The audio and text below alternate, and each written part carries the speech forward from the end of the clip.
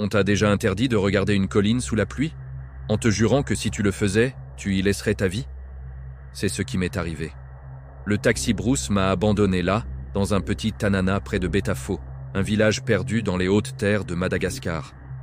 Le ciel était devenu noir d'un seul coup, et la pluie martelait les toits en tôle dans un bruit assourdissant. Toutes les ruelles étaient désertes, comme si les habitants s'étaient volatilisés. Tous, sauf un. Un vieil homme, un Nombiasi, un sorcier, était assis sous un auvent. Il m'a fixé avec des yeux si blancs, si laiteux, qu'on aurait dit qu'il regardait à travers moi. D'une voix rauque, à peine audible, il a murmuré « Ce soir, ne regarde pas la colline, quoi qu'il arrive. Ferme tes volets et ne les ouvre pas. Et surtout, si tu entends ton prénom, ne réponds pas. » Je l'ai remercié, un peu mal à l'aise, et je me suis réfugié dans la petite case qu'on m'avait indiquée. La nuit est tombée comme une pierre. À l'intérieur, ça sentait la fumée froide, la terre mouillée et une sorte de peur ancienne. Le vacarme de la pluie était hypnotique. Mais derrière ce rideau d'eau, j'ai commencé à entendre quelque chose d'autre.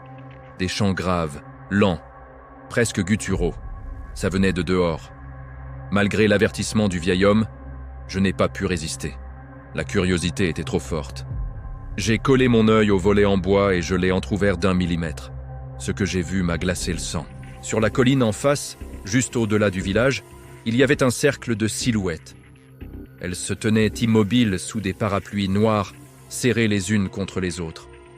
Au milieu du cercle, posé à même la boue rouge, il y avait un linceul blanc, immaculé. Soudain, un éclair a zébré le ciel, illuminant la scène pendant une fraction de seconde. Le linceul était vide, disparu. Les chants se sont arrêtés net. Un silence pesant est tombé, seulement brisé par la pluie. Et puis, une voix a repris, seule. Une voix claire, mais déformée par l'écho de l'eau.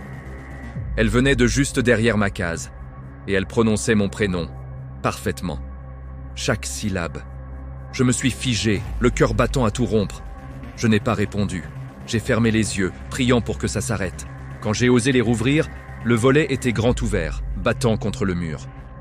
Au sol, juste devant moi, il y avait un odigazi, une amulette, trempée et couverte de boue. Mon nom y était gravé. Et plus loin, à travers la porte ouverte, sur la colline, je pouvais voir une tombe fraîchement creusée. Une petite croix de bois y était plantée avec une date de mort. Ce soir. Si tu veux d'autres Tantaragazi Mampata Otra, ces histoires qui font peur à Madagascar, abonne-toi.